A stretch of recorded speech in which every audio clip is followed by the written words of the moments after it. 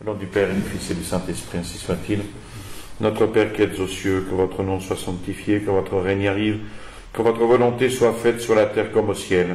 Donnez-nous aujourd'hui notre pain de chaque jour. Pardonnez-nous nos offenses, comme nous pardonnons à ceux qui nous ont offensés. Et ne nous laissez pas succomber à la tentation, mais délivrez-nous du mal, ainsi soit-il. Saint Pidis, au nom du Père et du Fils et du Saint-Esprit, ainsi soit-il. Alors, nous voyons un nouveau chapitre de la lutte contre le modernisme, c'est-à-dire l'attitude ici de Saint Pidis face à l'activité du Sodalitium Pianum de Monseigneur Umberto Benigni, à ne pas confondre avec Monseigneur Bunini. Alors, parmi les difficultés soulevées contre Pidis dans le procès de canonisation, il y a celle qui est liée à l'activité, plutôt dénigrée et critiquée par beaucoup, l'activité du Sodalitium Pianum, qui avait été fondée et dirigée par Monseigneur Umberto Benigni. Et dans le procès de canonisation, ce ne fut pas la moindre des difficultés. Les jugements peu favorables, souvent contraires, sur l'activité de ce Sodalitium et de son directeur retombent aussi sur Saint Pidis, qui se serait montré, pour le moins, trop passif face à une action peu claire et même, comme on l'a dit, secrète et superposée à la hiérarchie elle-même, laquelle hiérarchie n'aurait pas été épargnée par le zèle furieux du Sodalitium Pianum, ou du moins de ceux qui étaient sous l'influence de Monseigneur Benigni. Ces jugements ont par la suite malheureusement pénétré dans la littérature historique du pontificat de Pidis.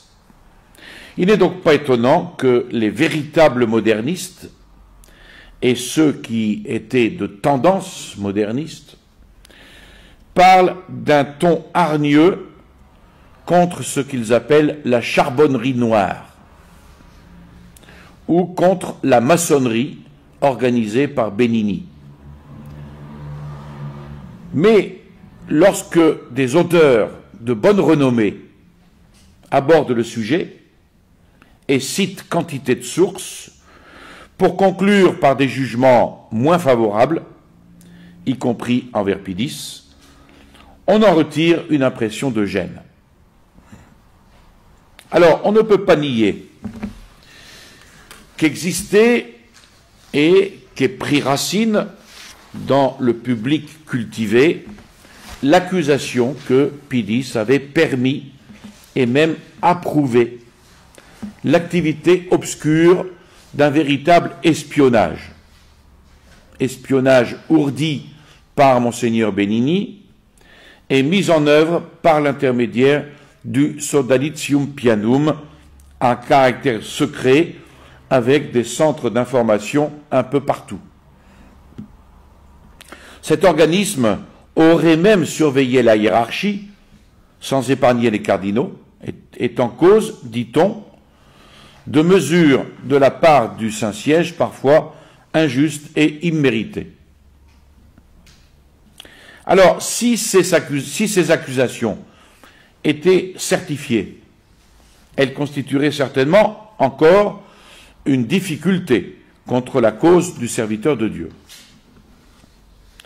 D'où la demande des Nove Animadversiones, qu'on avait vu tout au début, que toute la question du Sodalitium Pianum de Monseigneur Benigni soit éclairée, et que soit surtout éclairée l'attitude personnelle de Saint Pidis dans les rapports avec cette organisation. Alors, les archives de la Sacrée Congrégation consistoriale ont une riche documentation sur le sujet.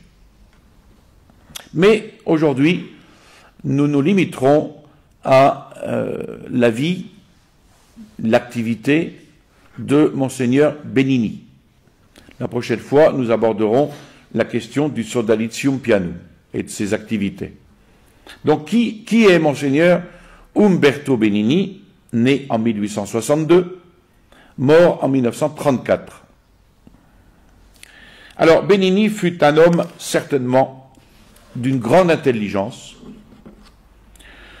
d'une très vaste culture, surtout dans le domaine des sciences historiques et sociologiques.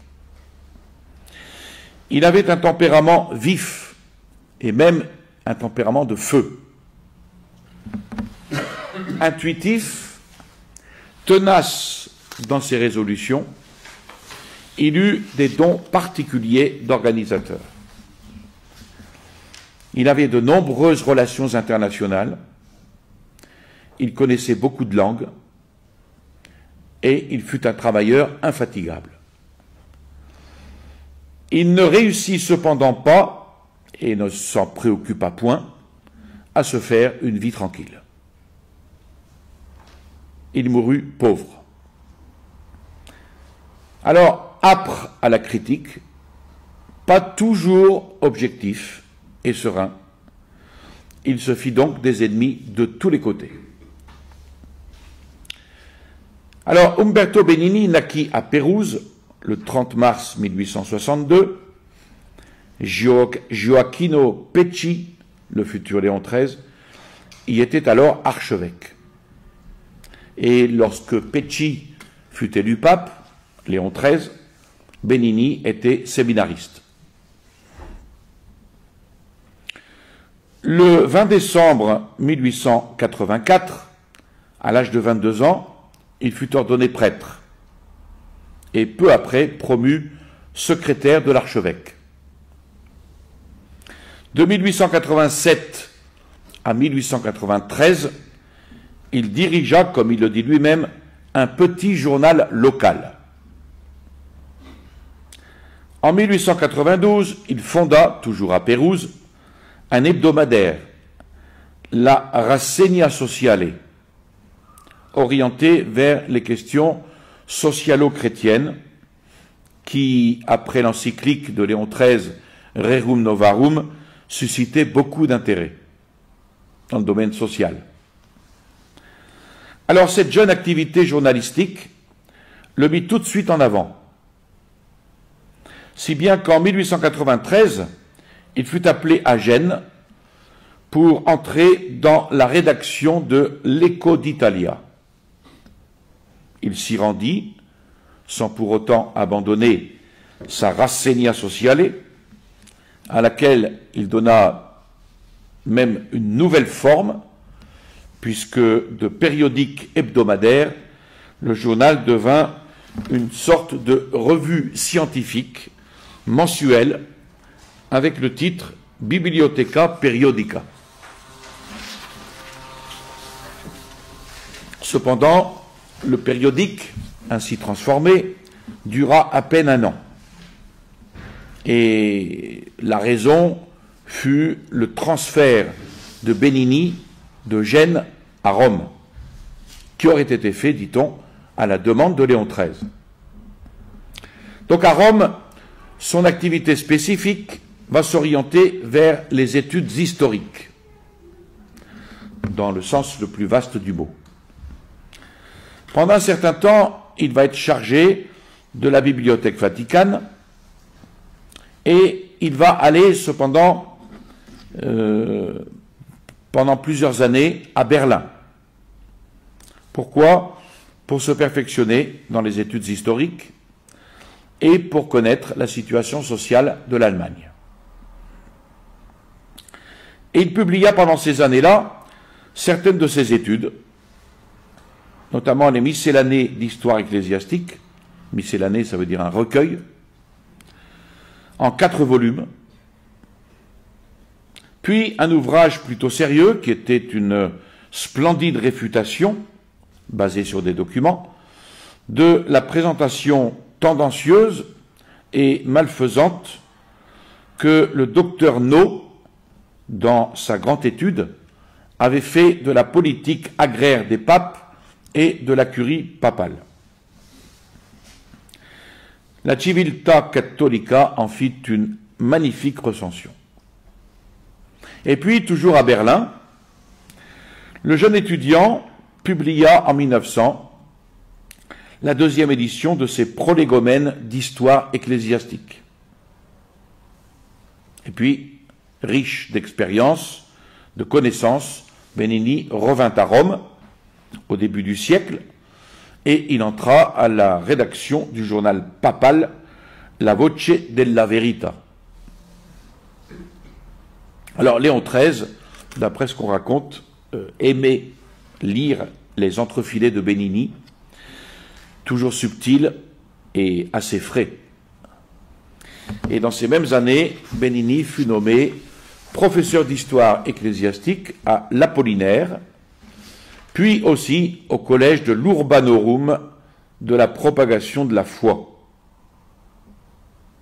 au séminaire du Vatican, et finalement à l'Académie des nobles ecclésiastiques en 1911. En 1902, il publie un répertoire d'histoire ecclésiastique et commence la publication d'une revue miscellanée d'histoire ecclésiastique. Il reçut une haute approbation de son activité professionnelle le 28 novembre 1902 avec sa nomination de membre de la commission historico-liturgique instituée par Léon XIII au sein de la Sacrée Congrégation des Rites, dans laquelle il devint le collègue d'hommes comme Duchesne, Wilper, Erle et Mercati. Entre-temps, Léon XIII meurt, et finalement, dans les premières années du pontificat de Pie X, va éclater violemment la crise moderniste, depuis déjà longtemps latente. Benini, qui suivait déjà le mouvement, et le mouvement politico-socialo-religieux, va élargir, en mai 1904, il va élargir le champ de sa revue en changeant le titre. Miscellanée d'histoire ecclésiastique et de théologie positive.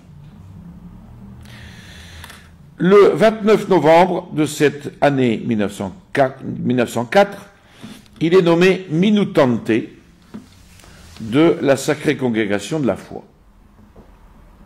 Et suite à cela, il se fait incardiner, c'est-à-dire qu'il va appartenir à un autre diocèse, il se fait incardiner dans le diocèse de Rome en 1905 et il élargit encore le champ d'action de sa revue qui, au mois de janvier 1905, va devenir miscellanée d'histoire et de culture ecclésiastique. Et puis il trouve le temps de publier une propédeutique d'histoire ecclésiastique. Finalement, le 24 juin 1906, le professeur Benini est nommé sous-secrétaire aux affaires ecclésiastiques extraordinaires. Et il entre donc ainsi à la secrétairerie d'État. Le secrétaire était alors Monseigneur Pietro Gaspari, et ce fut lui qui proposa Monseigneur Benini pour remplacer Monseigneur Aversa, qui avait été nommé délégué apostolique à Cuba et Porto Rico. Alors bien vite, le 28 août 1906, Benini fut nommé prélat domestique et fut transféré au Vatican. Et il resta dans cette charge jusqu'en 1911. Et ce fut là certainement la période la plus importante de sa vie. Il s'occupait en particulier du service de presse, qui est une tâche à laquelle il était bien sûr préparé par la connaissance, sa grande connaissance des langues étrangères, et puis par ses multiples relations personnelles avec des journalistes de valeur.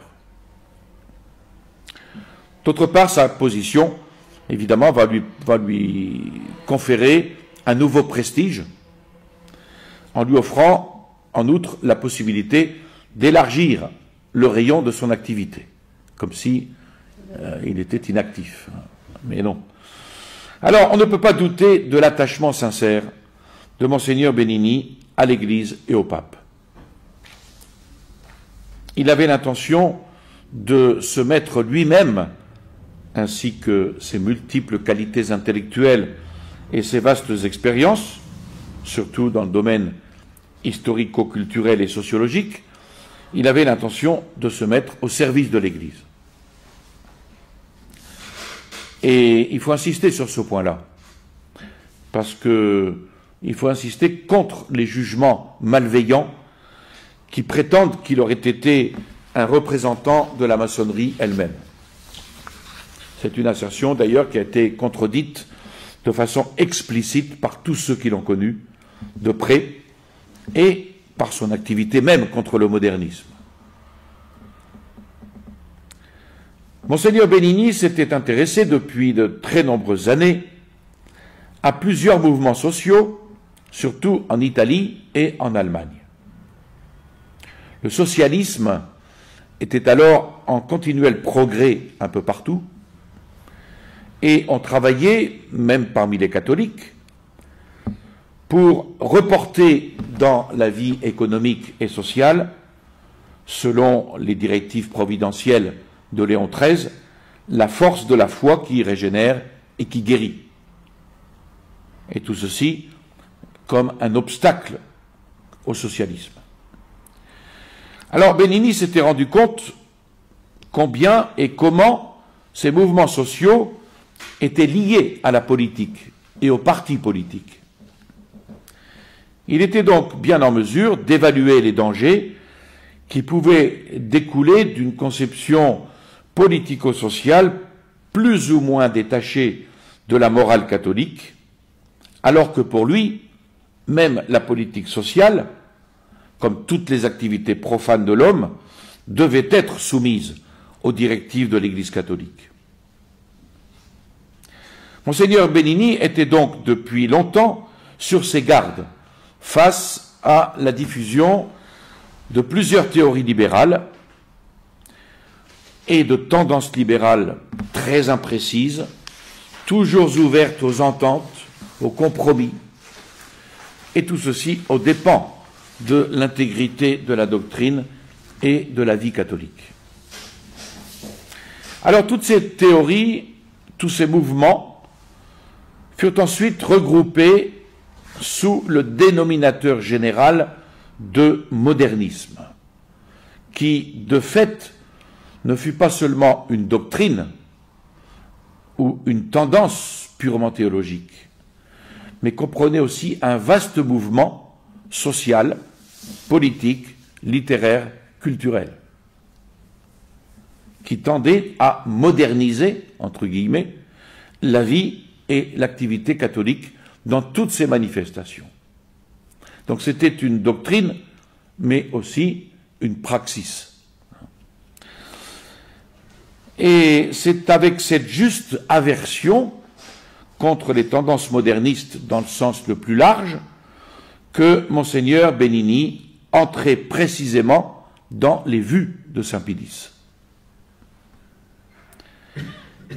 Alors, Saint Pidis, le 4 juillet 1907, publie le décret Lamentabili, que nous avions déjà étudié il y a assez longtemps, avec ce syllabus qui renferme 65 thèses modernistes, auxquelles fait suite la grande encyclique contre le modernisme, Pascendi Dominici Gregis, du 8 septembre. Document de la plus haute importance sur le modernisme, qui, en plus d'un vaste exposé doctrinal des erreurs du modernisme, comprenait aussi des directives pratiques pour vaincre efficacement ce modernisme. Donc la grande lutte ouverte contre le modernisme était engagée. Et comme on put s'en apercevoir bien vite, la victoire de l'Église ne pouvait faire défaut.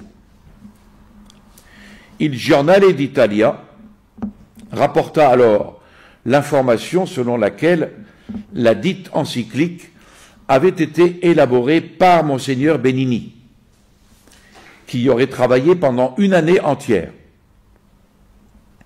Pourtant, ceci n'est pas du tout prouvé. Même Loisy, un des pontes du modernisme, et qui en général était très bien informé par l'intermédiaire de ses amis romains infiltrés, il attribue à Benini une participation à la rédaction de l'encyclique Pascendi.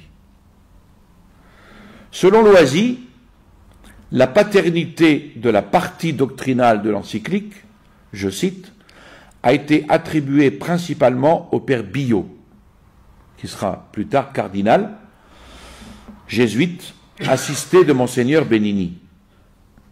Il semble que dans la partie disciplinaire, par laquelle est réglée la chasse aux modernistes, le pape est opéré de lui-même. Ce sont les propos de Loisy.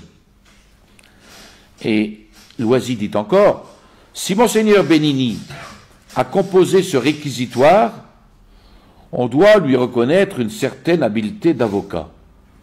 Mais il n'a démontré au fond qu'une chose, l'incompatibilité de toute interprétation sincère des résultats critiques avec l'épistémologie scolastique. Rappelons-nous que l'encyclique avait la forme d'un pamphlet assez vivant, et n'oublions pas que Monseigneur Benini savait fort bien soigner la presse. Donc, apparaît, par contre, plus vraisemblable, l'information selon laquelle Monseigneur Benini aurait préparé efficacement le terrain pour les documents pontificaux concernant le modernisme, avec une préparation avisée de la presse catholique mondiale. Le fait est que Monseigneur Benini, le 23 mai 1907, commença l'hebdomadaire Corrispondenza Romana, alors qu'avec le numéro de juillet-août de la même année, il annonçait la fin de la Miscellanea d'Historia Ecclesiastica, à cause, comme il déclare dans son congé, à cause d'occupations absorbantes, et pour pouvoir s'appliquer à sa monumentale histoire sociale de l'Église, dont le premier volume vit le jour justement en 1907. L'œuvre demeura d'ailleurs incomplète, puisque le dernier volume sortit en 1933. Alors, la Corrispondenza Romana, que lançait alors Monseigneur Benini pour appuyer la campagne antimoderniste, annonça le 7 juillet un grand complot de catholiques allemands et anglais formés en société secrète qui voulaient moderniser l'Église. Et la Corrispondenza Romana contenait des nouvelles qui étaient recueillies dans le monde entier par l'intermédiaire de plusieurs correspondants et amis de Benini pour suivre de près les mouvements idéologiques, politiques et sociaux qui pouvaient intéresser l'Église et son activité culturelle. Donc ici débute ce qui devait être ensuite le Sodalitium Pianum. L'année 1907 se termina avec l'allocution célèbre de Pie X au Sacré Collège du 16 décembre 1907, dans laquelle le pape parle avec une grande insistance contre le grave mal du modernisme et ses divers moyens, ses différentes formes, même cachées, de pénétration et d'infiltration. Et à la fin de cette allocution, le pape va élever certains personnages illustres à la pourpre sacrée, parmi lesquels se trouve aussi le secrétaire aux affaires extraordinaires, Monseigneur Pietro Gaspari. supérieur immédiat de Benini, et fut appelé à la place de Monseigneur Gaspari, le 18 mars 1908, Monseigneur Raffaello Scapinellino de Leghigno. Alors, au début de l'année 1908, l'Osservatore Romano du 10 novembre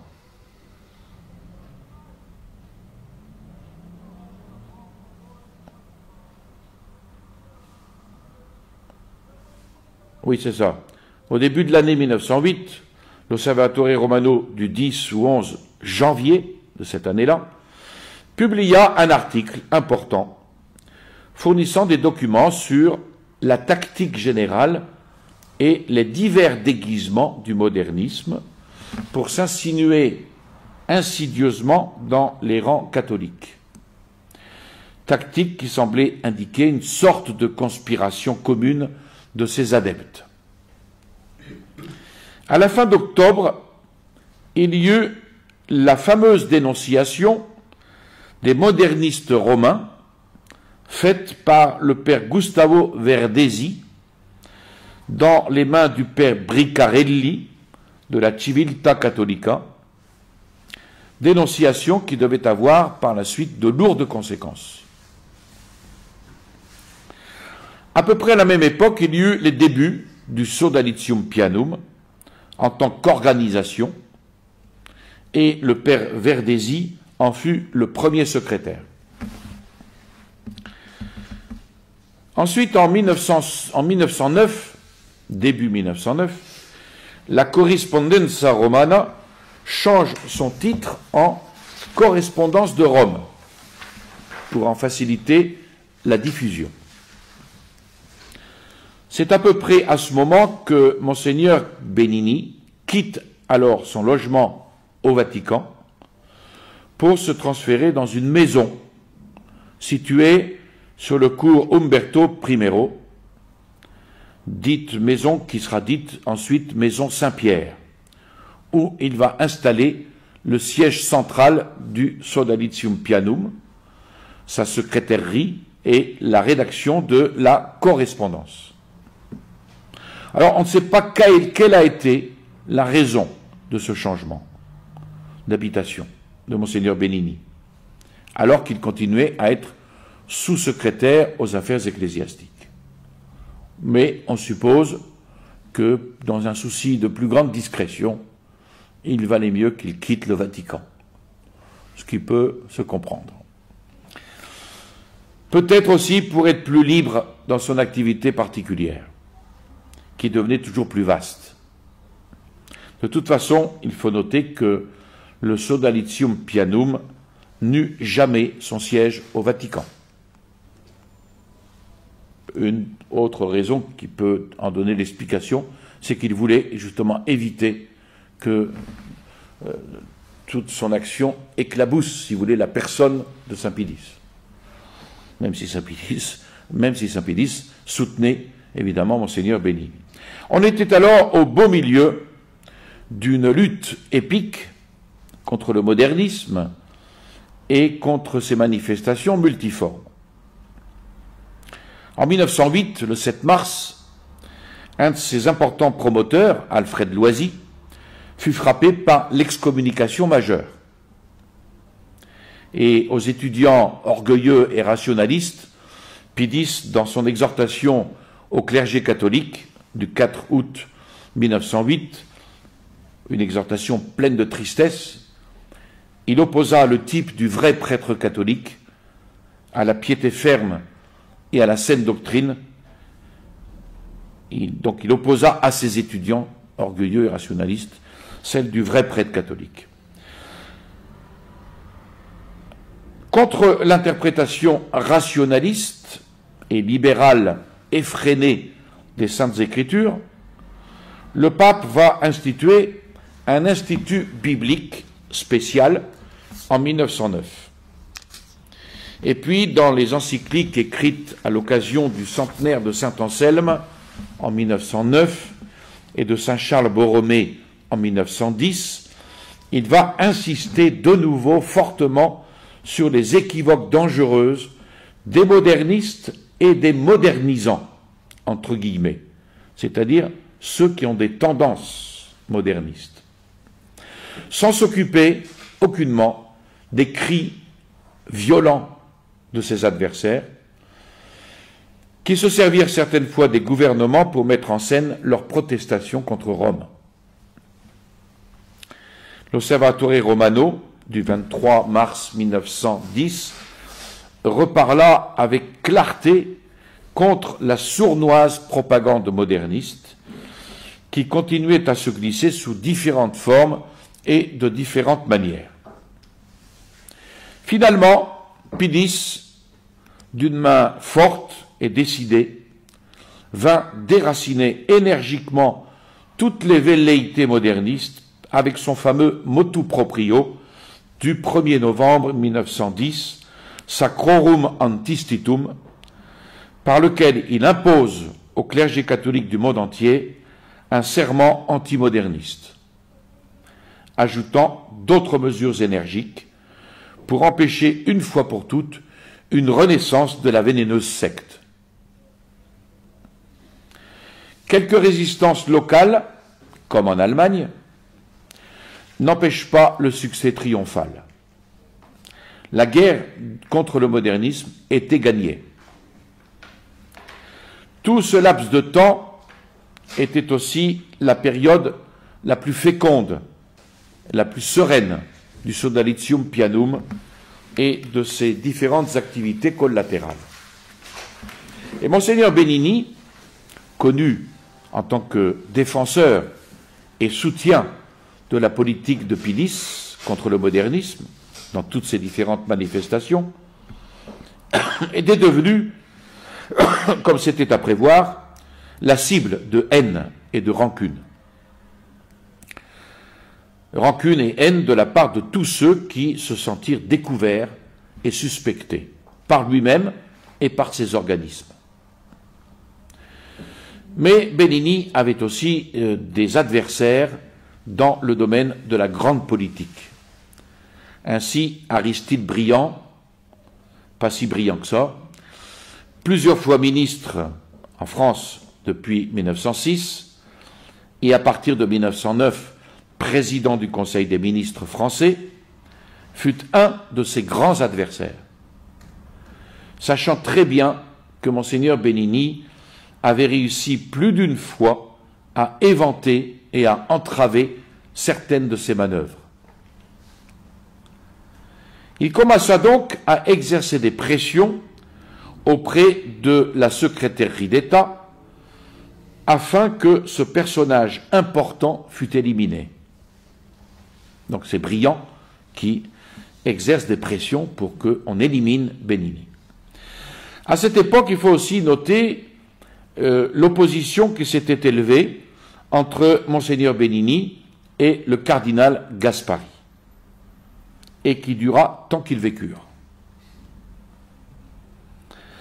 De toute façon, le 7 mars 1911, Monseigneur Benini abandonna son poste aux affaires ecclésiastiques extraordinaires. Eugenio Pacelli, alors Monseigneur, futur Pie XII, lui succédant le même jour. Pardon. Donc Eugenio Pacelli lui succéda le même jour que Monseigneur Benini quitte la secrétaire avec des honneurs ou le relève du fait que Pie X créa pour lui un poste de 8e protonotaire apostolique participant, alors que l'illustre collège n'avait jamais eu plus de 7 membres. Donc d'où Benini part, mais avec les honneurs. À partir de ce moment, Monseigneur Benini, libre des liens de sa charge, va se vouer avec toute son énergie à ces différents organismes pour continuer la lutte qu'il avait engagée contre toutes les sortes de modernisme, ouverts ou cachés. Et cette lutte était devenue presque un besoin de sa nature combative. Et c'est vrai qu'il n'échappa pas toujours au danger des excès et des exagérations, comme on l'avait vu pour l'Aris Cosa. Il eut aussi d'autres difficultés. Le secrétaire même du Sodalitium Pianum, hélas, le père Verdesi, sortit publiquement de l'Église catholique le 3 avril 1911 et passa chez les méthodistes. Surprise. À la suite de cela, il y eut le procès Bricarelli-Verdesi, qui se termina avec la condamnation de ce dernier, qui s'était pourtant soustrait à toute action judiciaire en s'enfuyant en Suisse. En juin 1911, la secrétaire d'État se vit obligée, dans une dépêche au nonce apostolique de Bavière, Monseigneur Fruwirt, après des récriminations répétées, de déplorer la publicité exagérée de la correspondance de Rome en ne la déclarant ni officielle ni officieuse, ainsi que beaucoup le pensaient d'après la position de l'éditeur. Le 5 juillet 1911, Monseigneur Benini reçut du pape la première lettre autographe de louange pour le Sodalitium Pianum et son activité. L'année suivante, en janvier 1912, il mit sur pied une Agenzia Internazionale Roma, AIR, ayant une organisation à part, mais liée d'une certaine façon au Sodalitium Pianum. Et l'Osservatore Romano, du 3 mars, publia une brève note du cardinal Méry del Val, secrétaire d'État, adressée à l'évêque d'Augusta, dans laquelle il déclara que l'attaque dirigée par la Kölnische Zeitung, qui était l'organe du mouvement social interconfessionnel, contre les informations de Monseigneur Benini était injustifiée. Donc ce sont toutes les difficultés que Benini va avoir à affronter. Le 8 juillet 1912, Pie X adresse une seconde lettre autographe de louange au Sodalitium Pianum.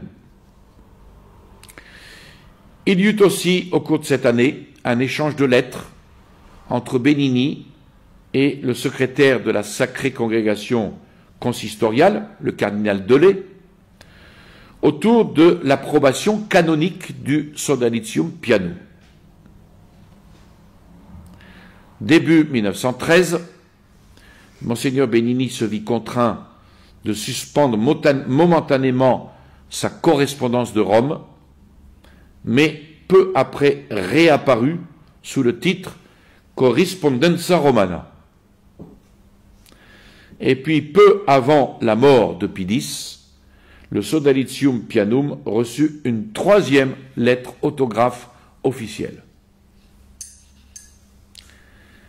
Alors, dès la mort du pape Saint Pie X, Benini s'empressa de déclarer le Sodalitium Pianum dissous, prêt cependant à recommencer si on jugeait son activité inopportune. En fait, en 1915, il y eut une deuxième phase de correspondance entre Benini et le cardinal Delay au sujet de la même société. Mais la guerre de 14-18 va changer totalement les choses et les difficultés de communication, se prolongeant pendant des années, vont rendre pratiquement inefficace l'organisation de Monseigneur Benini, qui n'avait cependant jamais cessé entièrement. En 1920, Monseigneur Benini publia les leçons qu'il avait données à l'Académie des nobles ecclésiastiques sous le titre « Manuel du style diplomatique », spécialement à l'usage du service ecclésiastique. Alors, il va de soi que son activité de professeur, d'écrivain, de journaliste n'avait jamais cessé. À cause de sa mauvaise santé, il se transféra dans les quartiers plus élevés de Rome, où il logeait dans un petit appartement de 4 pièces. En 1921 eut lieu la fameuse publication d'un dossier du Sodalitium Pianum confisqué à Gand et qui fut la cause de violentes attaques contre Monseigneur Benini et la cause de l'intervention du cardinal Sbarretti, préfet de la Sacrée Congrégation du Concile. Et il s'ensuivit, en date du 25 novembre 1921, la dissolution définitive du Sodalitium Pianum, donc sous Pie XI. Monseigneur Benini, malgré cela, ne cessa pas de travailler pour la bonne cause, parce qu'il était convaincu. Et à partir de 1923, il va diriger la publication des feuilles du CVDS, c'est-à-dire du Comité Veritas de documentation sociale. Et il va continuer à préparer les volumes ultérieurs de son livre « Histoire sociale de l'Église », dont il publia le dernier volume, comme on l'a vu tout à l'heure, en 1933, un an avant sa mort. En 1928, de nouvelles attaques avaient donné l'occasion à Monseigneur Benini de présenter au futur cardinal Rossi, alors substitut de la consistoriale, un nouveau pli, le priant de l'insérer dans le dossier déjà existant auprès de la dite Sacrée Congrégation concernant le Sodalitium Pianum. Et la mort surprit Monseigneur Benini le 26 février 1934 à l'âge de 72 ans, 72 années qui furent remplies de lutte. Je vous salue Marie, pleine de grâce, le Seigneur est avec vous. Vous êtes bénie entre toutes les femmes, et Jésus, le fruit de vos entrailles, est béni. Sainte Marie, Mère de Dieu, priez pour nous pauvres pécheurs, maintenant et à l'heure de notre mort, ainsi soit-il. Au nom du Père et du Fils et du Saint-Esprit, ainsi soit-il.